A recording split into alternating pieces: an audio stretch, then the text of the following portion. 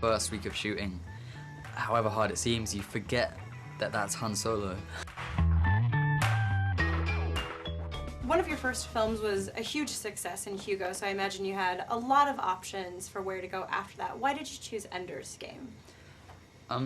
What really interested me about this script and this story is how there are a lot of science fiction films which are just about the adventure, the science fiction epic, but in this case there's so much more to it than that. There are so many ideas which are so relevant today in themes and morals, and the character of Ender is more complex than I've ever seen in a science fiction genre.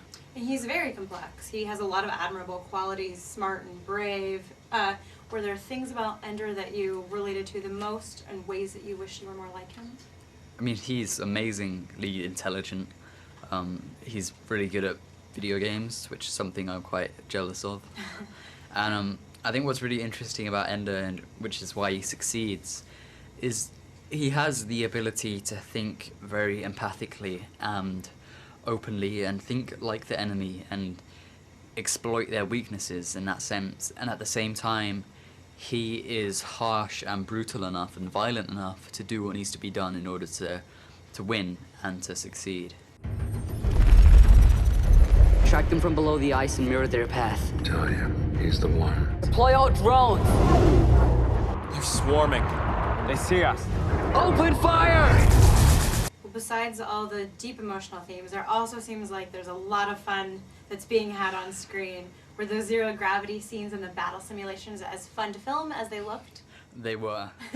We had the time of our life up there. I mean, it was hard work because there are so many things you have to think about when you're up in the wires, but we had so much fun, yeah. Right, and when you're shooting that stuff, you don't necessarily know exactly how it's going to turn out. So when you saw the finished products, how impressed were you? I was mind blown. I mean, as you said, it's impossible to picture it when you're just there surrounded by a green screen, and then when you see the final image, you see all of the special effects put in. It's unreal, yeah. When you're working with actors like Harrison Ford and Ben Kingsley, the assumption is that you'll be intimidated by them, but I was wondering if anyone surprised you by not necessarily being what you expected. And I'd worked with Seben before, so that was great to be able to work with him again. It was nice to have another Brit on set, but no, Harrison was amazing. I mean, I was nervous about meeting him, as anyone would be, but he really makes you feel comfortable on set, and within the first week of shooting, however hard it seems, you forget that that's Han Solo. And he actually called you sophisticated and said that he did not need to be any kind of a mentor to you, but I was wondering if by your account you actually learned anything from him. I think we all learned quite a lot on the set, and for me, there was never any verbal learning. It was simply a case of observing him and watching some of the things he does, and it's always something that you can learn from an actor of that talent.